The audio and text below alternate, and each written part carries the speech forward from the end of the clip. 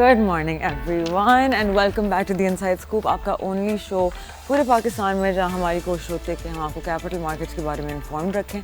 We tell you about what's going on in the local economy, global economy. We try to explain कि इसका impact किस तरह पड़ सकता है आपके इन्वेस्टमेंट्स पे एंड फिर हमारे साथ एक्सपर्ट्स ज्वाइन करते हैं जो आपको फिर फर्दर बताते हैं where they see the market going and also where they see the direction of the economy and how it can be fixed. तो शुरू करते हैं with the scoreboard.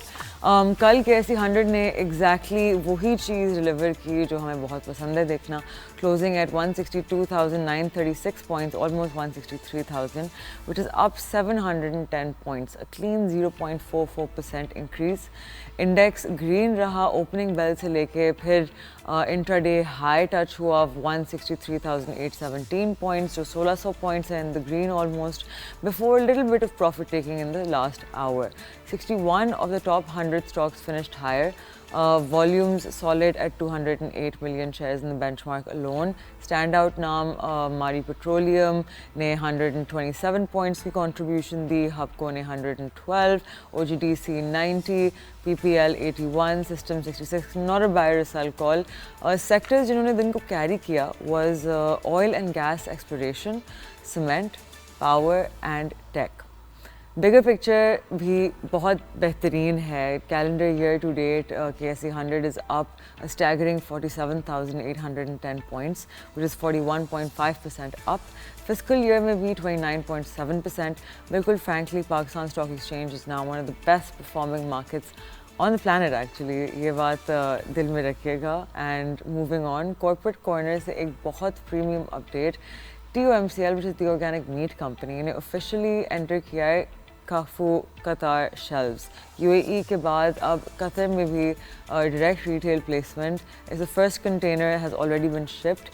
ये ना सिर्फ meat exports के बारे में है. This is about brand and Pakistan going premium on in the GCC. Dollar inflows, higher margins, stronger balance sheet. TOMCL के जो investors हैं आप लोग we can most certainly be happy about this news because it's a win for the company, not a buy or sell call. Commodities में थोड़ी सी we can see a bit of a cold wind blowing. Gold per tola rupees 5,000 गिर गया and now it's at 426,562. Global spot around $4,067. Fed rate cut hopes fade हो रहे हैं to safe haven buying and so you know we see a little bit of slowdown in trading globally. Now the big report that everyone is talking about, which is IMF की governance and corruption diagnostic. उनका message बहुत clear है कि अगर पाकिस्तान के अगले 12 से 18 महीने में 15 स्ट्रक्चरल रिफॉर्म्स अग्रेसिवली इम्प्लीमेंट करे, transparent procurement, SIFC disclosures, tax system overhaul, elite capture ख़त्म, तो मीडियम टर्म ग्रोथ 5% से 6.5% तक जा सकता है. पोटेंशियल है, एग्जीक्यूशन चाहिए, simple as that. Energy sector के लिए game changing news. Asian development bank ने $330 million अप्रूव किया है for the second power transmission strengthening project. 290 kilometers, new 500 kV line, 3,200 megawatts of cheap northern hydropower will now flow smoothly in central load centers. Import fuel bill will decrease, circular debt pressure ease hoga, grid reliability badegi. This is this one of a kind infrastructure that actually really moves the economic needle.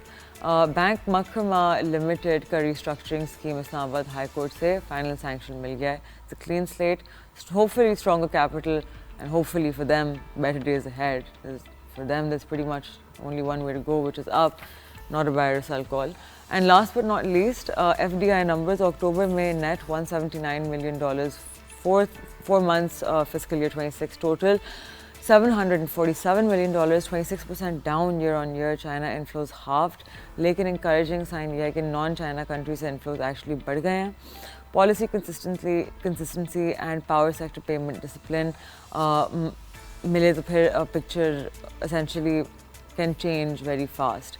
So the Friday takeaway is that markets are rewarding stability. Exports premium पे चल रहे हैं, multilateral funding flow कर रही है, growth runway is wide open. बस अब governance and execution का गियर बदलना है. That's your policy sophisticated and yet you know I don't know, kind of discerning update for this week. There was also another news, which was that our inflation numbers are creeping up.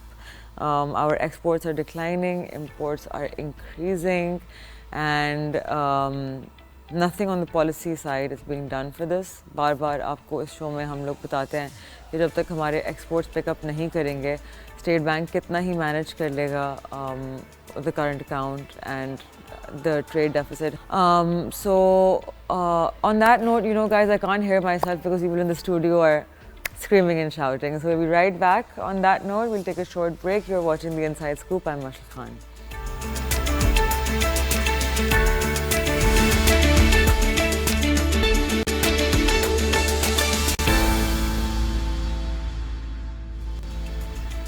Welcome back. आप देख रहे हैं The Inside Scoop. Before the break, I forgot to tell you guys we have a very important guest with us here today in the studio. Once again, Mr. Mohammad Yaqub Sultan, the COO of AKD Funds, has joined us at the show today. तो थोड़ी insight लेते हैं because the past few weeks have been a little rough for the market. I know हमारे retail investors थोड़ा सा घबराते हैं चीज़ों से, so we have an expert to shed more light on these things. Thank you so much for joining us today, sir. Thank you so much for inviting. No, sir, it's always a pleasure. So, sir, सबसे पहले we've seen so much volatility in the past few weeks, and especially because you guys are connected to a brokerage, आप लोग बस आवाज़ आती रहती है. सबसे पहले broker घबराता है, बोलता है मंदी आ गई, मंदी आ गई, मंदी आ गई, right? And these fears have been imminent because हमारी market माशाल्लाह से more than 200% चल चुकी है at this point, right? And now people are essentially debating is the market compared to historical values, is it fairly valued because हमारा multiple 9 बन चुका है, and historically after 8 there comes a cool off, right? We've seen a lot of selling coming in from institution side, especially. I want to know कि आपका क्या ध्यान है market पे? Do you think कि यहाँ मज़ीद market बढ़ने की गुंजाइश है because our numbers for the trade deficit are coming in a little bit concerning. Exports are declining while imports are rising. Lekin somehow our state bank, along with army efforts, has managed to keep the dollar rate stable. So could you please shed some light इस पूरी चीज़ पे? जी बिल्कुल, माशाल्लाह से market ने तो बहुत अच्छा परफॉर्म किया है रिसेंट टाइम्स में. For the last 2.5 years market जो है वो ठीक ठाक बढ़ गई, जिस तरीके से आपने परसेंटेज चेंजेस भी बताई अपने इनिशियल ब्रीफ में. तो डेफिनेटली मार्केट ने रन अप लिया है. मार्केट 8 पी से क्रॉस कर गई, ऑलमोस्ट 9 पी की तरफ है इस वक्त. हमने अच्छे टाइम्स में 13 पी भी देखा है मार्केट का. तो again there is a room to increase from here as well. Plus हम अर्निंग्स ग्रोथ को मिस आउट कर रहे हैं कि यहाँ से मज़ीद अर्निंग्स ग्रोथ होगी तो ये पीज़ ऑल वैसे ही जो है हमारे एडजस्ट हो जाएंगे. तो मार्केट में हाँ डेफिनेटली इंक्रीज़ एंड डिक्रीज़ होता है. तेज़ी मंदी पार्ट ऑफ मार्केट है. मार्केट करेक्ट भी करेगी, प्रॉफिट टेकिंग भी होगी. काफ़ी लोगों ने काफ़ी नीचे लेवल्स पे चीज़ें बाई की हुई थी, तो थोड़ा वो इस लेवल पे आके बुकआउट भी कर रहे हैं. इसलिए नहीं कि जो है वो कोई हालात बुरे लगते हैं या इकोनॉमी ख़राब हो गई है, बट इसलिए कि प्रॉफिट बुकिंग थोड़ा सा बनता भी है कि मतलब अगर कोई चीज़ आपने 100 रुपये की ली और आज 400 रुपीज़ की हो गई है तो वहाँ पे प्रॉफिट टेकिंग बनती है. बट अगर हम देखें रिटेल पार्टिसिपेशन वो काफ़ी अभी भी इंटैक्ट है और आ रही है. चाहे वो डायरेक्ट एक्विटीज़ में आप रोज़ नंबर्स देखते हैं तो उसमें इंडिविजुअल्स के बाइज होते हैं. इसी तरीके से म्यूचुअल फंड को भी अगर आप देखें तो वहाँ पे भी रिटेल पार्टिसिपेशन काफ़ी ज़्यादा है. कॉर्पोरेट भी है बट रिटेल काफ़ी ज़्यादा है. तो मुझे कोई बहुत ज़्यादा मार्केट में पैनिक टाइप सिचुएशन नहीं दिखती है. जहाँ तक इकोनॉमी की बात करें तो हाँ एक्सपोर्ट नंबर्स थोड़े से हमारे हैं कि जो वो नहीं बढ़ रहे, but on the other hand हमारे इंपोर्ट नंबर्स बढ़ रहे हैं. अच्छा, उसकी वजह ये कि रिसेंट टाइम्स में एक एलिमेंट उसमें ये है कि जो आपका रिसेंट टाइम्स में अफ़गानिस्तान बॉर्डर जो क्लोज़ हुई है, जिसकी वजह से बहुत सारी चीज़ें जो थी वो स्मगल्ड होके हमारे कंट्री में आती थी. अब वो जो है वो स्मगल हो नहीं रही है. डिमांड तो डेफिनेटली इंटैक्ट है, तो वो अब ऑफिशियल चैनल्स के थ्रू रूट हो रही है, जिसकी वजह से आप थोड़ा प्रेशर देख रहे हैं कि आपके इंपोर्ट नंबर्स पे आ रहे हैं. But on the other hand हम ये नहीं देख रहे हैं कि उन स्मगलिंग के जो सामान को लेने के लिए हमें डॉलर्स चाहिए होते थे. अच्छा, वो डॉलर्स हम ओपन मार्केट से लेके वो पे करते थे और फिर हम एसेट्स को इंपोर्ट करते थे, जिसकी वजह से हमारा जो है वो डोमेस्टिकली डॉलर पे हमने सेकेंडरी मार्केट में अक्सर सुना होता था कि यार जो है वो स्टेट बैंक का रेट कुछ है और आपका सेकेंडरी मार्केट का रेट का बहुत बड़ा गैप है, क्योंकि वो डिमांड वहाँ पे खड़ी होती थी. अब वो डिमांड इतनी नहीं है, जिसकी वजह से ओपन मार्केट रेट और बैंक रेट बिल्कुल जो है वो करीब करीब चल रहे हैं. साथ अगर आप देखें तो स्टेट बैंक जो है वो ओपन मार्केट से डॉलर्स बाई भी कर रहा है. और कल के रिज़र्व्स अगर आप देखें जो कल नंबर आया है तो ऑल्दो इम्पोर्ट प्रेशर है तो हमारा रिज़र्व्स पे प्रेशर होना चाहिए था, रिज़र्व्स कम होने चाहिए थे, बट $27 मिलियन से हमारा रिज़र्व इंक्रीज़ हुआ है. तो which is a healthy sign कि मार्केट में जो है वो जो डॉलर्स हैं वो अवेलेबल हैं रेडीली, और कोई ऐसी सिचुएशन नहीं है कि जिसमें हमें परेशान होना चाहिए कि डॉलर्स नहीं है या हम डीवैल्यूएशन देखेंगे। तो मुझे लगता है कि करेंसी स्टेबल ही रहेगी, और रिसेंट टाइम में हमने थोड़ा एप्रिसिएशन ही देखा है रुपये को अगेंस्ट डॉलर। एक और एडवांटेज ये भी है हमें कि अगर हम ग्लोबली देखें तो डॉलर इटसेल्फ भी बाकी करेंसीज़ के अगेंस्ट जो है ना वो डेप्रिशिएट हुआ है, तो वो भी एक एडवांटेज है। प्लस फेड के जो है वो अनाउंसमेंट्स आने वाली हैं, वहाँ पे लोग एक्सपेक्ट कर रहे हैं कि वो डिक्रीज़ करेंगे, तो अगर इंटरेस्ट रेट वहाँ डिक्रीज़ होगा तो ऑब्वियसली डॉलर इटसेल्फ पे प्रेशर रहेगा। तो इकनॉमी वाइज इतनी कोई जो है वो मतलब मुझे नहीं लगता है कि हमें टेंशन लेनी चाहिए, इकनॉमी इंटैक्ट है। स्मगलिंग बंद होने से हमें ये भी एडवांटेज हुआ है कि बहुत सारे प्रोडक्ट्स जो हैं स्मगल होके आते थे, जिसकी वजह से हमारी लोकल इंडस्ट्री नहीं चल पाती थी, क्योंकि वो स्मगल होके आते थे तो ना वो ड्यूटीज़ ना टैक्सेस ना कुछ भी नहीं पे करते थे, जिसकी वजह से वो प्राइसिंग में एडवांटेज पे होते थे, पब्लिक वो बाई करती थी। अब ये हो रहा है कि लोकल डोमेस्टिक प्रोडक्शन बढ़ रही है, आपकी प्रोडक्ट्स जो हैं वो लोकल मैन्युफैक्चर हो रहे हैं, जिसकी वजह से आपके लोकल प्रोडक्ट्स की डिमांड आ रही है। उसका ये भी एडवांटेज है कि आपके टैक्सेस आपको मिलेंगे, उस पर ड्यूटीज़ टैक्सेस वगैरह, प्लस जॉब क्रिएशन हो रही है, तो आप लोगों की परचेजिंग पावर भी। सबसे बड़ा जो गवर्नमेंट के लिए इस वक्त जो इशू रहता है वो आपका परचेज जो एम्प्लॉयमेंट का होता है, तो एम्प्लॉयमेंट भी वहाँ से जो जनरेट होगी। तो मेरे ख्याल से ये सारी विन विन सिचुएशन है, इसमें हमें घबराने की ज़रूरत नहीं है। इंपोर्ट नंबर्स डेफिनेटली थोड़े पीरियड के लिए बढ़े हैं, बट एक्सपोर्ट्स पे भी काफ़ी काम हो रहा है। जिस तरह आज ही हमने देखा कि वो TOMCL ने जो है वो कतर में अपना एक्सपोर्ट स्टार्ट कर दी, डायरेक्ट काफो के साथ उन्होंने जो है वो अपना कॉन्ट्रैक्ट कर लिया है। इसके अलावा भी अगर हम देखें किसी भी कंट्री की प्रॉस्पेरिटी के लिए जो है ना वो आपका इंजीनियरिंग सेक्टर बहुत वैल्यूबल होता है। सो वेलकम बैक, आप देख रहे हैं the inside scoop. So sir, we were talking about, आपने एक बहुत अच्छा अपना व्यू दिया ऑन द इकोनॉमी। मेरी जो घबराहट थी उससे थोड़ी बहुत दूर वो भी हुई, because I think looking at the numbers कभी कभार हम मैक्रो व्यू लेना भूल जाते हैं, and you did a great job of sharing that. Thank you so much for that insight. So as we know कि पाकिस्तान में the investment landscape is very small, right? So we have people जो मतलब आप जैसे लोग जो बहुत qualified हैं, लेकिन at the same time our population is 0.2% of the population is invested. So clearly the only place that the market can go from here is up, right? Because हमारी base ही इतनी छोटी है। So we saw, obviously we saw in the US, तो ये पिछले 4 decades से stock market का momentum चल रहा है। India really picked up on their investment scope in 2020 during COVID when they started marketing SIPs very aggressively. आपको क्या लगता है कि कौन सी चीज़ें फोकस करना चाहिए हमारे फाइनेंशियल प्रोफेशनल्स को, and what thing do you think is missing from this market which could really help it grow, be that on bureaucracy side, be that on sales side, be that on research side, anything, please share. देखिए, सबसे पहले तो जो है market की depth बढ़ाने की ज़रूरत है। हमें नई लिस्टिंग्स की बहुत ज़रूरत है इस वक्त। मार्केट में लिस्टिंग्स आएंगी तो और कॉन्फिडेंस आएगा लोगों को। हमने ग्लोबली भी देखा है कि जितनी ज़्यादा कंपनीज लिस्ट होती हैं उतनी मार्केट में पार्टिसिपेशन बढ़ती है, उतनी वॉल्यूम्स बढ़ती हैं। इसके साथ साथ मुझे लगता है कि एक बहुत बड़ा स्टेक होल्डर पाकिस्तान में जो है गवर्नमेंट ऑफ पाकिस्तान है, और गवर्नमेंट की काफ़ी सारी एंटिटीज़ लिस्टेड हैं, और मुझे लगता है उनको भी थोड़ा और फ्लोट मार्केट में देना चाहिए। जिस तरह OGDC का काफ़ी कम जो है फ्री फ्लोट है इस वक्त मार्केट में, तो may be government can think कि वो जो है वो थोड़ा सा मार्केट में फ्लोट अपनी जो है वो कंपनीज़ को उसका फ्लोट बढ़ाए। साथ साथ there are a lot of companies जो कि लिस्टेड नहीं है on the part of government, तो गवर्नमेंट को चाहिए कि उनको भी लिस्ट कराएं ताकि जो है वो मार्केट में डेप्थ आए, लोग देखें कि गवर्नमेंट की। हम जो है ज़्यादातर जो वो SOEs देख रहे होते हैं कि जो लॉस मेकिंग है, but there are a lot of state owned enterprises जो बहुत ही ज़बरदस्त परफॉर्म कर रही हैं। एक एग्जांपल हमारे पास स्टेट लाइफ की है कि स्टेट लाइफ पाकिस्तान का बहुत बड़ा इंस्टीट्यूशन है दैट इज़ मेकिंग मनी। तो गवर्नमेंट को चाहिए कि institutions like state life, national insurance, इस तरह के इंस्टीट्यूशंस को लिस्ट कराए ताकि मार्केट की डेप्थ बढ़े। ऑन द अदर हैंड जो हमें मार्केटिंग की ज़रूरत है as a mutual fund company या जो ब्रोकरेज हाउसेज हैं, कि हमें जो है ना वो स्कूल कॉलेजेस में इसकी अवेयरनेस क्रिएट करने की बहुत ज़रूरत है। जिस तरह यूनिवर्सिटीज़ वगैरह में सेशंस हों, सेमिनार्स हों, आजकल स्टार्ट कर दिया, ट्रेडिंग कॉम्पिटिशन्स वगैरह होते हैं उनके, तो वो बच्चे जो है वो उस लेवल से उनको समझ आ रही है, अंडरस्टैंडिंग डेवलप हो रही है कि स्टॉक मार्केट भी एक इन्वेस्टमेंट एवेन्यू है।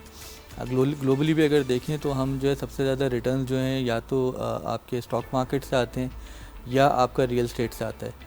बट रियल स्टेट के इनहेरेंट इश्यूज़ बहुत ज़्यादा हैं, क्योंकि रियल स्टेट जो है वो उसकी टिकट साइज़ बहुत बड़ी होती है। स्टॉक मार्केट में तो आप लिक्विड भी नहीं होता, 1500 से काम कर सकते हैं, कोई कोना नहीं बेच के एग्जैक्टली। तो वो आपका जो है उसका टिकट साइज़ बहुत बड़ा होता है रियल स्टेट का, कि आपको प्रॉबली अब तो खैर 10-15 लाख में भी कुछ नहीं आता है, प्रॉब्ली 5-10 मिलियन में आपके पास कोई एसेट आप क्रिएट कर सकते हो। फिर लिक्विड नहीं होते, आप बेचने जाओगे तो वो बिकेगा नहीं, लेने जाओगे तो मिलता नहीं है, फिर उसकी फेयर वैल्यू नहीं होती है। स्टॉक मार्केट में तो क्या है, जब चीज़ को बेचना है आप बेचेंगे T+2 पे सेटल हो जाता है थोड़े से, बट T+1 पे हम चले जाएंगे तो और लिक्विडिटी और कैश फ्लो जनरेशन और जल्दी हो जाएगा। लिक्विडिटी के साथ साथ जो है वो आपका प्राइस डिस्कवरी है सबसे मेन, कि आपको रियल स्टेट में आपको पता नहीं होता है कि आज वैल्यू चल क्या रही है। It might be higher than at what price you bought, but नीचे भी हो सकती है, और लोकेशन पे भी मैटर कर सकता है। बहुत सारे उसमें इनहेरेंट मसले होते हैं। बट स्टॉक मार्केट हमारी लिक्विड होती है, उसमें जो है वो प्राइस डिस्कवरी होती है, बायर सेलर्स होते हैं, फिर ट्रांजेक्शन की गारंटी होती है। आपने एक प्रॉपर्टी ली, पता चला उसकी मार्केट वैल्यू बढ़ गई तो वो ट्रांजेक्शन ऑर्डर ही नहीं हुई। हमारी मार्केट में तो ये है कि जितनी भी ट्रांजेक्शन्स होती हैं वो गारंटी होती हैं by the clearing house. So national clearing is your counter party. आप जो भी बेचते हैं लेते हैं, वो सारी की सारी जो हैं वो आपकी सेटल हो रही होती हैं। तो स्टॉक मार्केट तो डेफिनेटली जो है वो हर एक को जो है कुछ ना कुछ पोर्शन अपना इन्वेस्ट ज़रूर करना चाहिए। Everyone has the right to invest over here, and Exactly. like because as you said the ticket size is so small, right, कि वो barriers to entry नहीं है, and that's what I love about the stock market is कि I feel कि वो किसी की जेब की साइज पे डिस्क्रिमिनेट नहीं करता, price is equal for everyone. Exactly. So how do you feel about के ऑब्वियसली हमारा जो रीजन है साउथ एशिया का, यहाँ because of the history of political instability, gold as a safe haven asset more so than anywhere else in the world, I think हमारे मुल्कों में and हमारे नेबर्स के जो हैं यहाँ बहुत ज़्यादा देखा जाता है गोल्ड। इवन दो अगर आप गोल्ड का पिछले 2 साल का रिटर्न देखें वर्सेस KSE 100 का return, there is no comparison, right? The KSE 100 has almost given you a 2.5x return of that what is gold given you in the past 24 months. So how do you think ये जो essentially this would be targeting the women हमारे घर में जो who are the caretakers and the custodians of the wealth of the house, जो budgeting करती हैं, जो वहीं से वो mindset आता है, right? कि नहीं गोल्ड के कड़े दे दो बच्चे को जो पैदा होता है, and शादी पे गोल्ड के sets. So how do you feel about कि gold as an investment versus stocks? How do you see it? देखिए, मैं तो ये समझता हूँ कि वी आर वेरी लकी कि कल्चरली हमारे यहाँ गोल्ड की एक बहुत बड़ी वैल्यू है। और जो है लोग स्पेशली वुमेन जो हैं वो गोल्ड लेती हैं और फिर उसको अपने पास रखती हैं। और तो हमारे यहाँ कंपेयर टू वेस्ट में क्या होता है कि उधर जो है वो गोल्ड का कोई कॉन्सेप्ट नहीं है। तो यहाँ पे women are more richer than compare to women in waste.